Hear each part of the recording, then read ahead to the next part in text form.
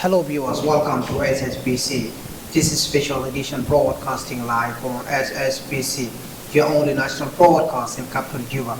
I am Mayuyam York. On today's edition, we will have a look on the South Sudan Council of Churches, its role on COVID-19 prevention, vaccination and personal hygiene. Joining me on this pre-recorded program are three distinguished guests. Father James Oyet, Secretary General for Council of Churches, Republic of South Sudan, and Bishop James Lagos Alexandra, presiding Bishop, African England Church, and Dr. Godwin Ohisa Yosia, representing the Minister of Health, Republic of South Sudan. Welcome to SSBC. Thank you. Thank you. Thank you. It's my pleasure to host three of you on this very crucial program of COVID-19 discussion. Other countries has been shocked by the COVID-19, which shocked all the world, not only South Sudan. But it's my pleasure to host you on this as the man of God and as the technical person, Honorable Dr. Godwin. Mr. Secretary, or Father Secretary, how will the church help fighting against this pandemic, COVID-19? Thank you very much, TV listeners, people of South Sudan, globally and within the country. The role of the church in creating awareness on the prevention of COVID-19 and the vaccination is very crucial. We in the South Sudan Council of Churches stress that we need to keep safe our family members, our children, all those who are close to us, even our colleagues in the place of work. Because this COVID is real. It's a deadly pandemic. It has killed a lot. And we are just on the mercy of God. Thank God, other partners, friends globally, global church have responded to us to give us the support in order to raise awareness. To raise awareness of the presence of the virus, and also raise awareness to the vaccine that we need to take. And this vaccine will help us build the immunity and keep us safe. Let me come to Bishop James. Bishop, what is the role of the church in fighting COVID-19 and mobilizing its members and general public to be vaccinated? In fact, that is crucial. And churches have a congregation. And congregations are the one that we are careful about how we can manage them and to avoid the infection of COVID-19. So we are playing a big role in making awareness of, first, to taking the measure of how to keep distance and how to wear a mask. And even here now, we have our mask, by the way. We didn't wear it because we just want to present ourselves in this show. But it's very, very important. We always urge our people to wear a mask and to keep distance. And the other part is the vaccine. So we are trying to educate our Christians that vaccine is not a deadly injection. Vaccine can prevent you from having COVID or serious symptoms of COVID. So we are urging our people to have vaccine, to be vaccinated.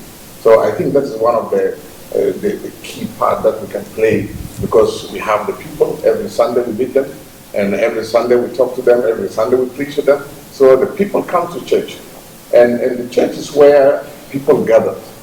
When people gather, that's where also the spread of the virus can happen. So we want them to be very, very careful at how can they prevent themselves from being infected with the coronavirus. So it is a deadly disease, it's real, and we have to prevent ourselves from it. Let me come to Dr. Godwin. As a representative of Minister of Health in the Republic of South Sudan, could you share with us and update the general public about the COVID-19 situation in the country? Yeah, thank you very much, SSBC viewers. Thank you very much also the group for this important show. COVID-19 since started in 2019. It's now almost 2 years down the time.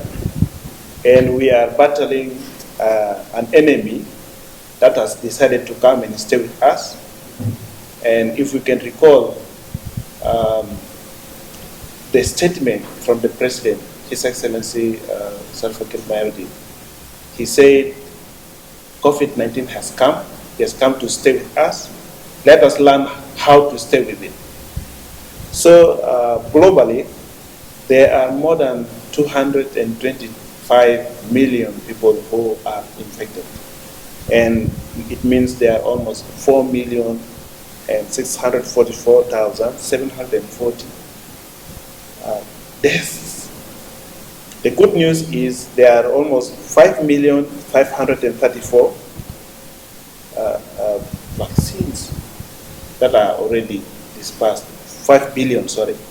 And then countrywide, because we are interested in knowing the statistics in South Sudan, up to the 15th of September 2021, yesterday, total tests done in the country, 223,748. Those were the number of people tested. And then the cases, 11,767. Those were the cases. The good news is very big number of them actually recovered. So according to researchers, they've told us that they found that the recovery from COVID-19 is big, even 80% of people who get infected with coronavirus, the majority actually recover. So there are 11,195 South Sudanese who have fully recovered and they are in the communities.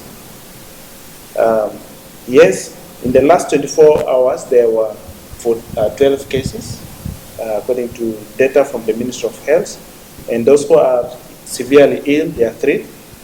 They are admitted in the infectious disease center, and from 2012 up to yesterday, there were 121 people who we lost due to COVID-19. But that is just an iceberg of the real problem. Yeah, the court report you on certain thing here. You see the big number of the people have recovered from COVID-19. What medication did you use for these people to recover, or they recovered voluntarily? Yeah, they recovered naturally. You know, God has put in us an immune system which is able to fight any kind of injurious elements, organisms. So most of them, the majority of people actually had immunity, natural immunity, just to fight back. The few people who develop the diseases are the ones that we've said, yeah, they had severe disease or moderate disease symptoms. To come to the man of God, Father, what are the church doing during the lockdowns? Thanks be to God. When the cases of COVID was very high at the start, in the peak globally, South Sudan had to adhere to the measures of lockdown in order to help combat the spread of this deadly pandemic disease. And the Ministry of Health, the government of the Republic of South Sudan, declared a lockdown of 1 month that kept us from moving here and there, to lock down to public social places like the churches, the mosques, schools were locked down. And after that, then measures were put in place, in order to reopen. And based on these measures, with all the dons of the COVID-19 procedures, we followed it. Wherever you go, you have to wash your hands. You have to wear the face mask just to avoid the spread, especially when you're exposed to the presence of people. So the church, in the partnership with the Ministry of Health, with the guidelines given by the Ministry of Health and by the government, we followed through. And today, as we advocate to people of South Sudan, we in South Sudan have the sense of disbelief. You know, as South Sudanese, you can just say, this is all like malaria or typhoid. But that's different. We have a sense of disbelief. But I want to remind you, you who are listening, it's real. You need to keep safe and keep your family secured, because you can carry the virus from where you are, from the marketplace, from the social gathering where you are, and take it to the children at home. However, in the campaign, in the awareness raising that we have done, I want to thank God. In spite of the hardness of our hearts, people are responding to the measures. Wherever you go to churches on Sundays, you get a place where people have to wash their hands. In the church, people have to wear a mask. Even the priest on the altar, the pastor on the altar, the bishop on the altar wears a mask. Is a mandatory, is something that you need just to keep people safe. Even those who receive Eucharist, usually Eucharist is put in the lips, on the tongue, but not now. Now you put your right hand down, the left hand up, then the priest puts the Eucharist here, and then you put in your mouth. This is how it's done, just in respect of the measures put down by the Ministry of Health. And this is why we are open, because we follow the measures. And the president in charge of service cluster, the vice president in charge of service cluster, have stressed this, that we need to follow the measures in order to keep moving. To our bishop who is in the studio with us, let me come close to you here. What are the negative impact on the COVID-19 in the churches? You know, let me see, when we start this lockdown process in our churches, it's really first affected negatively. And the church has to move now from ordinary way of worship into online. And there's a lot of online churches now going on. And then also we moved into small home churches to keep numbers small, and also to keep distance and easy to control and to manage hygienically by washing hands and apply sanitizers. And in each house of any Christians, we're encouraged, we have to have a sanitizer, and then we need to have something to wash our hands with soap. And this COVID actually have impacted us seriously. And our people are not used to that. But it's now become a new lifestyle. So we have carried a new lifestyle and bring it to church. And we're trying to adapt to it. And in fact, COVID is real. And it's a deadly disease. So to fight it, it needs a collective effort. It's not only government. And it needs me, it needs you, it needs everybody. So we are here now to see how can we improve our communication to our people. How can we improve the way that we explain about COVID so that they understand, and then they can be able to feel that this is not a job. Because in many cases, when these even things of vaccines comes out, people are reluctant to get the vaccine. And even to say COVID is there, still people are, like the General Secretary mentioned, people say, oh no, this is just like a normal flu, this is just like a malaria. And they don't feel the reality of that disease, which is really sweeping the world. So therefore, we are strongly urging our people, be very, very careful that this thing is real, and we have to fight together, and then we have to prevent it by all the measures that have been mentioned by the Minister of Health. And Minister of Health are the technical people that can advise us, and then we follow what they have advised. So it is a real disease, it's a real thing. Okay, that is also give the COVID-19 is real to our viewers. Let me come to Dr. Godwin. How many people so far have the Ministry of Health vaccinated during this time? Okay. And what was the response of general public on that? vaccination? Yeah, thank you. Vaccination, I think, started late December 2020, just last year.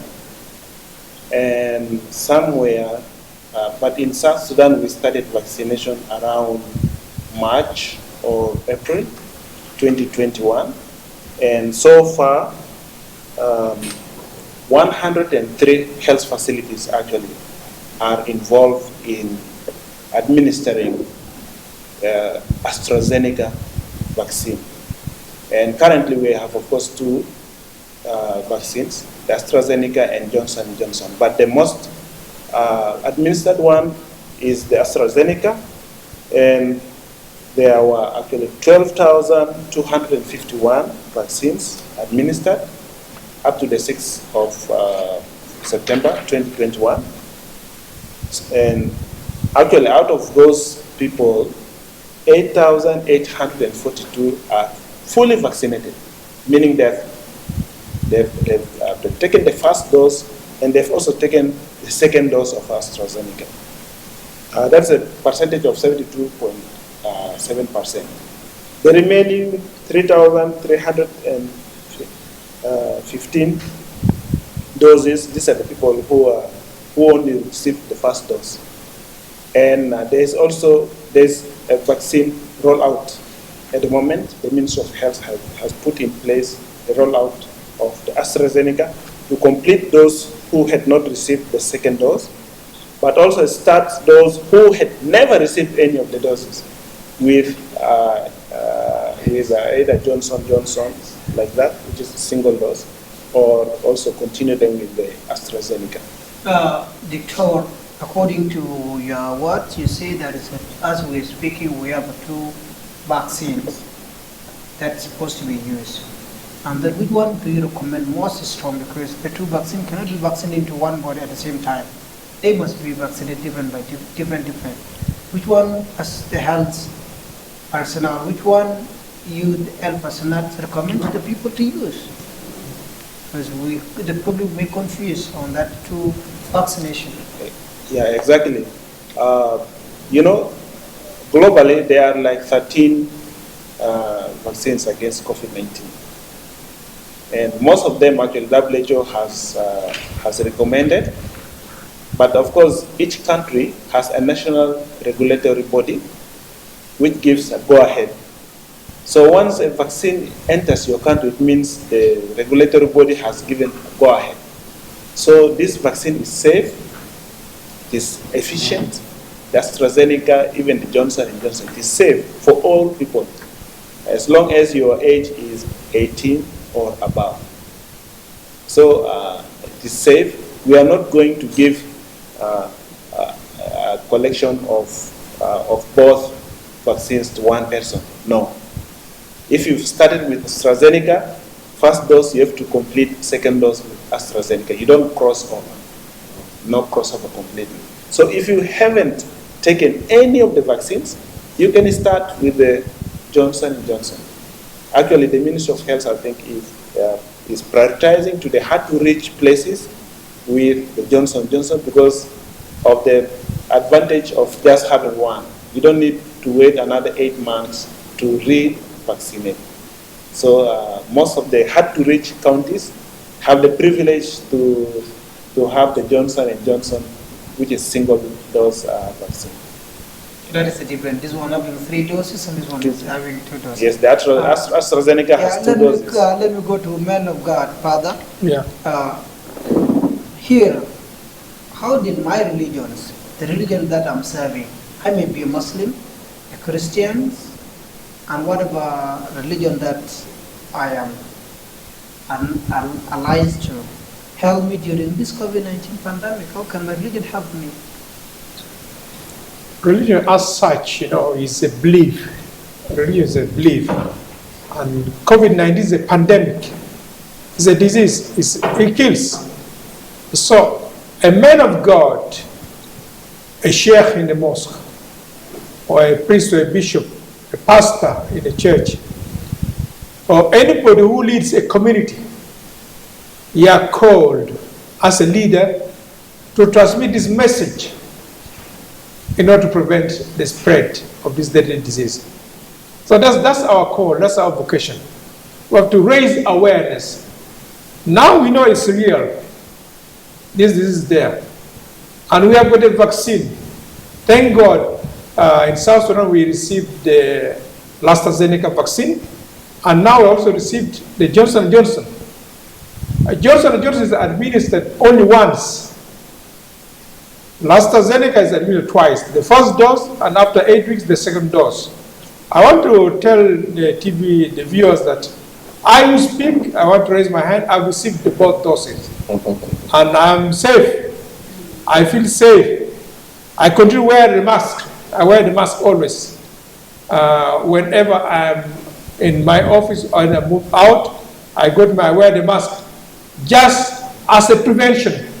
Because the vaccine is to enhance my immunity in order to not fall into this disease.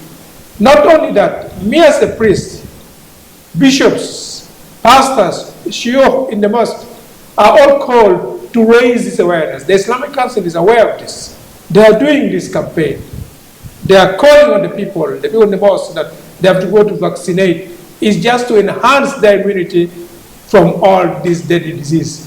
My dear friends, get vaccinated so you are safe. Like a child, children born. I see after 1 month, even not 1 month, 1 week, they are taken back to the hospital to be vaccinated. It doesn't mean the child is sick. The child is not sick. But the vaccine that is given, that is administered, is to enhance the immunity in the child. The same, my dear brothers and sisters. This vaccine, the Astra Zeneca, or the Johnson & Johnson, is to enhance our immunity so that when the variant of Delta comes, it gets us strong. When other viruses come, it gets us strong. So we as the church, we as the Muslim groups, we are called to raise this awareness and raise the voice of those who have put the measures in order to change the narrative. I know that we in South Sudan have this narrative that if you take this vaccine, you will not give birth, or what will happen? And some will talk that we have taken the thing, after 5 years we shall die. No, I want to assure you, I'm not going to die after 5 years. If COVID-19 comes out, I will pass through it. I have passed through war, I'm going to pass through the COVID-19. Father, we will be having more to share on the COVID-19 as we are on the show. Let me come to Bishop James. Bishop, you are sitting next to me, which is also the best stand of me. How can church support the people in lockdowns and the people that the COVID-19 has attacked, people being a test positive of COVID-19, and the people also test with others disease, not only COVID-19, but we have more disease across our country, including supporting children at home, caring for people with COVID-19, and maintaining a good mental health, tackling domestic abuse. How can thank you. support such initiative? I think that it's very important for the church to be part of the mechanism of supporting COVID-19 infection groups wherever they are found. And especially for the congregation, the members of the congregation who have been affected, we always stand beside in terms of prayer, because that is the first thing that we do. And then also even to meet the other needs that the church can be able to provide, because we know the lockdown has affected a lot of people that lost their incomes, many people who are depending on selling things in the market, so they're not getting it anymore. So as a church, we need to come alongside such kind of people so that we can be able to provide them as little as we can be able to provide, so that they can be able to keep surviving. And at the same time, COVID-19 needs, if you have been affected, it needs your immune system to be boosted. And that does need a lot of good feeding so that you can be able to stand and defeat the disease. And beside prayer, beside supporting them with the little things that they can be able to take, but also we need to also encourage them. You know, sometimes you get discouraged. You think you're going to die. But we want to come alongside with you to assure you that we are with you and we pray with you, and you're not dying, you'll be alive. So that moral support is so important to the patients that were COVID-19. And that is the role of the church. We have holistic roles. We have both the spiritual and the physical, even mental, that is we need to give out to our people. So the church has played a major role in making sure that our people get encouraged, our people get supported, our people get moved forward. So it will not bind us down. Yeah. Let me come to Dr. Godwin. Mean Godwin, which means the God is Queen, what it is. You also named according to the name of God. Okay, thank you. The country is facing more challenges in terms of health sector. The country is totally down in health sector as we are speaking now. More people are dying in the village. Diseases like malaria, typhoid, snake bites, plus other small diseases. For that case, as the Minister of Health, what are your duties to make sure that the health sector is transformed into the needed standard by the citizens of this country? Okay, thank you. I think that question is a bit higher from my scope. That question could be answered very well by authorities higher than me. I know the Minister of Health has been working hand in hand with the partners and with also the state ministries of health to ensure that services are delivered to the needy people. And of course, we have, despite that, there are of course hiccups everywhere and there are hurdles everywhere. Much as we have the challenges, we also have a number of success stories, by the way. We have come a long way. Father Oyet mentioned that he survived during the war and he will survive through the COVID-19 pandemic. You know, the country has moved really from a lot of struggle, where you find women died per year in thousands because of death-related, birth-related deaths, deaths during deliveries. But that one has been slowed down to only 700. Still, life is precious. We can say only.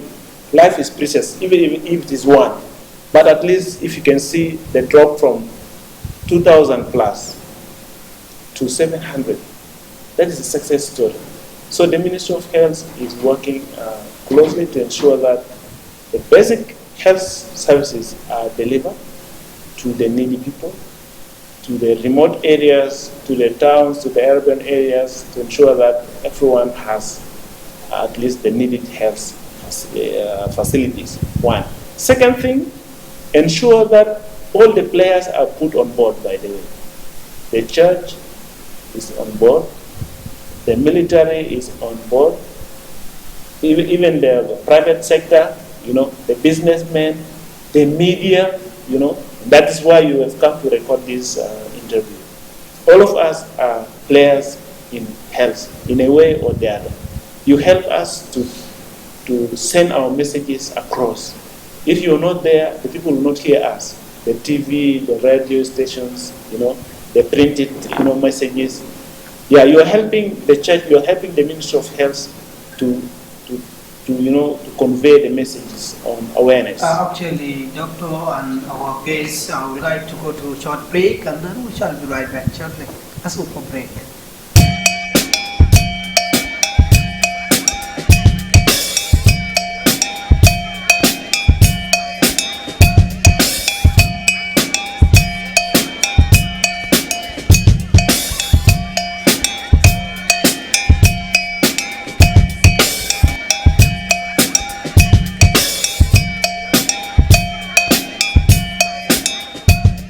Welcome back, our dear viewers. We're still watching this special edition broadcasting live for SSBC with me, Miriam Yo.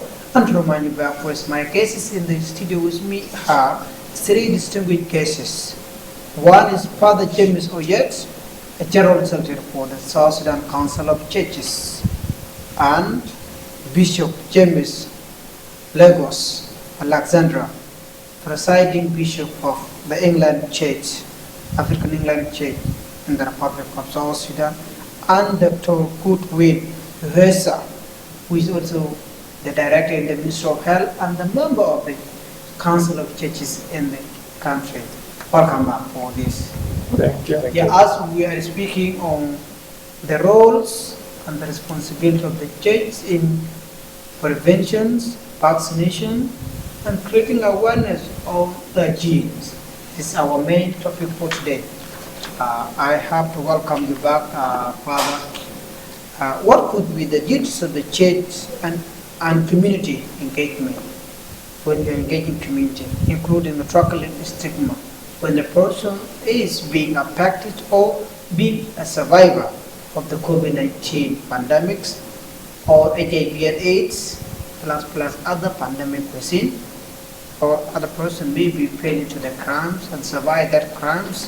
How can church help make sure that that person is advised psychologically as a man of God? Thank you very much. There is a lot of stigma as regard to the COVID-19 and other diseases, other violent situations. And we as a church, through the Council of Churches, we have got a toll-free number. The toll-free number, 2224 times. You call that number 24 times, there's a counselor who will respond to you. This counselor will help you to come out of that stigma, to come out of that pain, to come out of that isolation. I understand South Sudanese are very funny. It's just enough to sneeze, then they say corona. It's just enough to cough, they shout the corona. It's just enough to be one who have gone through the COVID situation, who have been cured. When it comes, no, the corona. You know. So in order to overcome this stigma, my dear brothers, my dear sisters, we have a toll-free center in the South Sudan Council of Churches. You call 24 times. Dial from your phone. It's free. Call 2222. A counselor will respond to you to help you come out of this stigma, to help you overcome this weight that is on your head. If you feel uncomfortable to call the 64 times, call this number 224 times, and they will know how to refer you to a right process. So, my dear friends, stigma has become a problem, and it makes people prisoners. You become a prisoner because of the social situation. You can't share because for the lack of time. I want Dr. Godwin to respond to that stigma itself. Yeah, the issue of stigma and discrimination, I think these are big things which affect us. First of all, because we have very limited information about COVID-19. We have our own misconceptions about the disease itself, and we have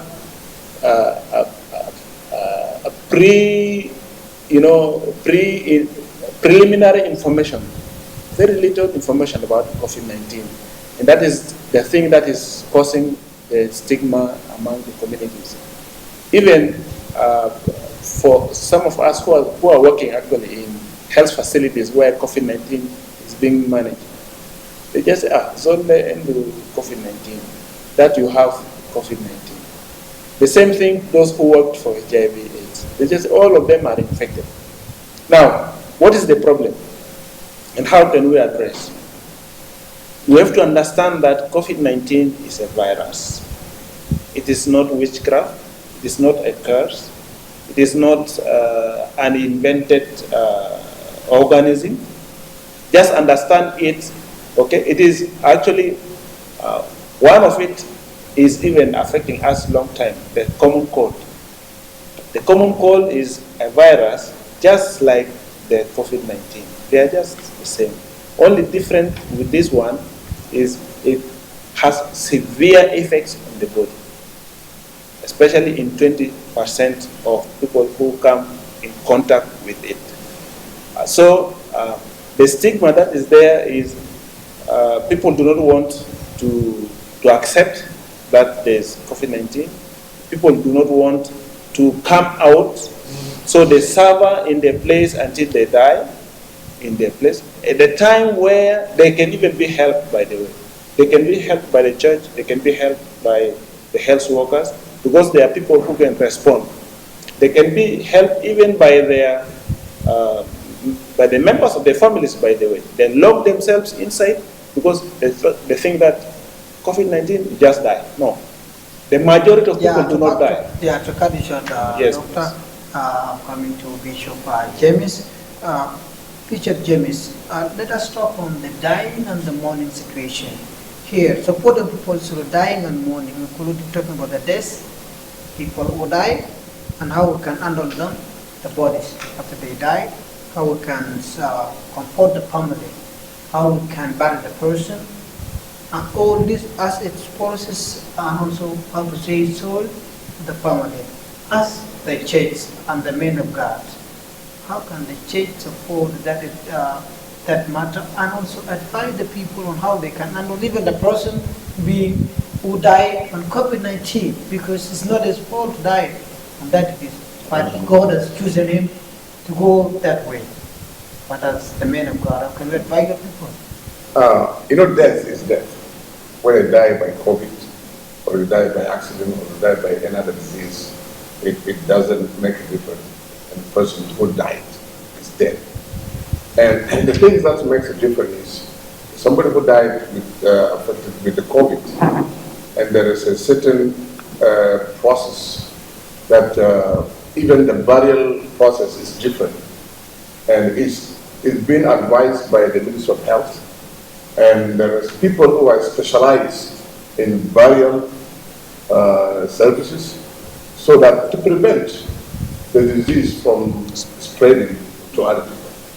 So the church here works together with the Ministry of Health and to see the guidelines that are being provided so that to prevent the spread of the disease. But the impact of death, of course, is the same. And also there is a fear that also affects many people, affects the parents and the relatives, affects the friends, because the person died with the COVID-19.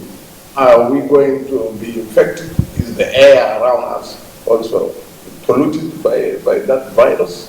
So, there's a fear. That's why we always ask, in certain situations, there must be a specific number for people to go and attend the burial, and they have to also follow the procedure of how to prevent themselves. Wearing masks and keeping distances is very key in this, so that at least to have maximum protection, and that is the key.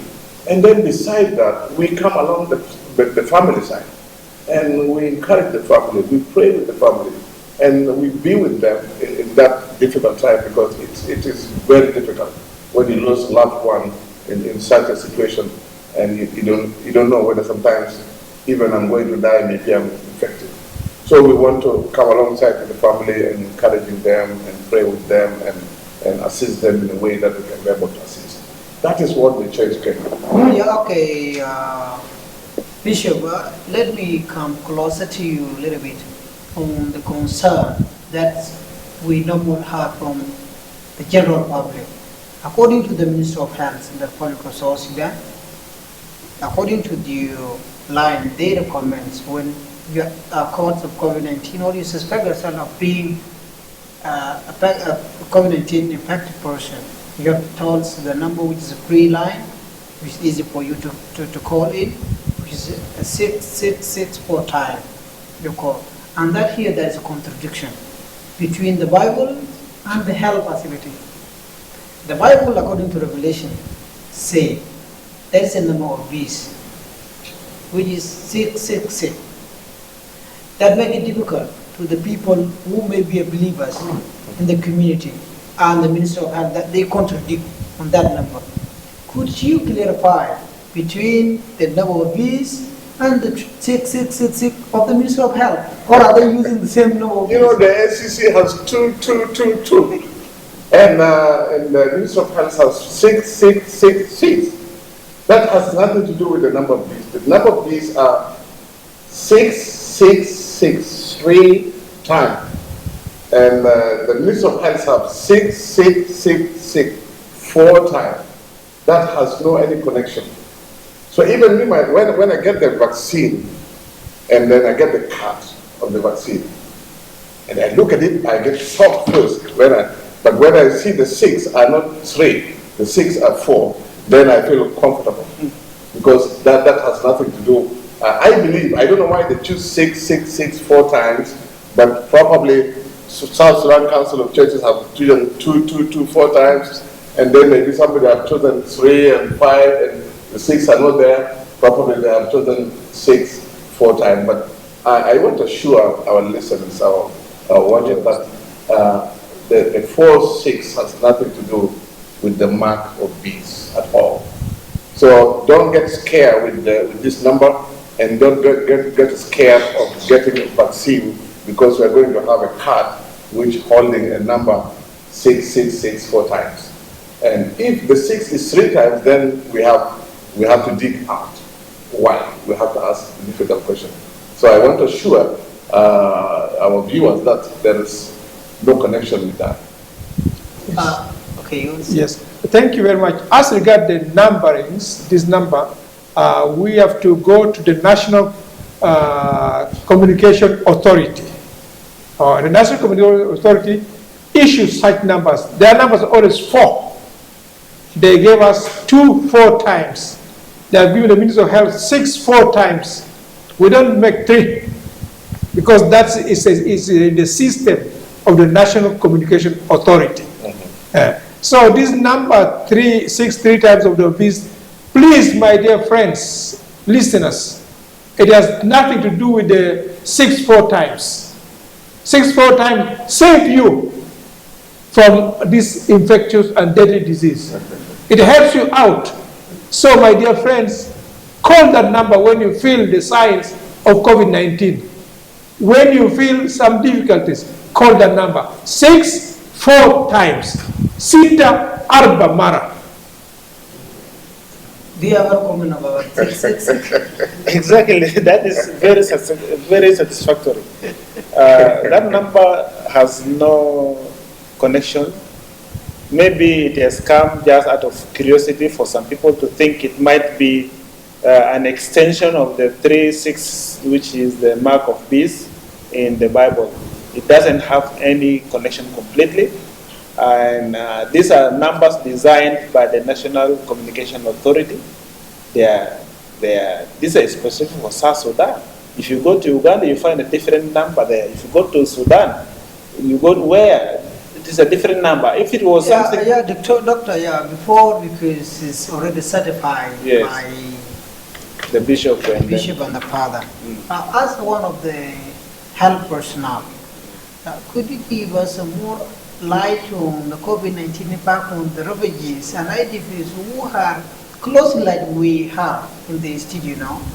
Could you give us how these people can prevent themselves, because there is nowhere they can prevent themselves. They hid in the same plate. The system we have here, we are all living on the same plate of food. They are sleeping in the one bedroom with the same, sharing the same bed, the same bed sheet, all of them are the same. How can you advise these people so that they are safe from the COVID-19? Because COVID-19 doesn't segregate. It doesn't segregate that you come from the poor background or whatever. It's just an equality. How can you as a health personnel and the member of the church itself? Yeah, exactly. Diseases do not have boundaries. So it can touch anybody. If you are a refugee, you are a national, you are a prisoner, you are free in the market, you are a pastor, you are an imam, you see. So you have particularly asked about the refugees and and the IDPs. They are really people at risk. Why? Because of the overcrowding. But it doesn't mean that they are exempted from living the preventive measures that are already given by the Ministry of Health. They have all the rights to practice them like anybody else who is not in the camps. So if there's a mask is a must. Always. When you are two or more in a closed area, avoid closed gatherings, always. So as a refugee or an IDP member, always use a mask when you are many in an area. Avoid closed areas. If possible, if you are in a room, open also the windows, because the air that enters in will dilute the air that comes from you as you speak, as you breathe. So the mask is a must, always. Secondly, no handshaking, because you never know, you touched an area where the COVID-19 has landed, the virus has landed. Maybe you have touched it from the doorknob, or you handshake someone who has sneezed, and by handshaking you might pick the coronavirus. It doesn't mean it has entered your body. It will enter your body when you touch your eye or your nose or your mouth. So avoid handshaking, and also avoid touching your face, especially the eyes, the nose, and the mouth. So even those who are living in the refugee camps or the IDP camps, they still have the chance to stand firm with that. Thirdly, wash your hands always with water and soap. Okay. It doesn't mean that you wash your hands in a bowl. No. The water has to be something running, either from a tap or somebody pours for you, so that when you wash, it flows down. Yeah, it doesn't keep in a bowl. If you wash in a bowl, there's a chance that your other person will come and wash from the bowl and pick the virus from there. You never know. So it is always important to keep your hands clean. Wash your hands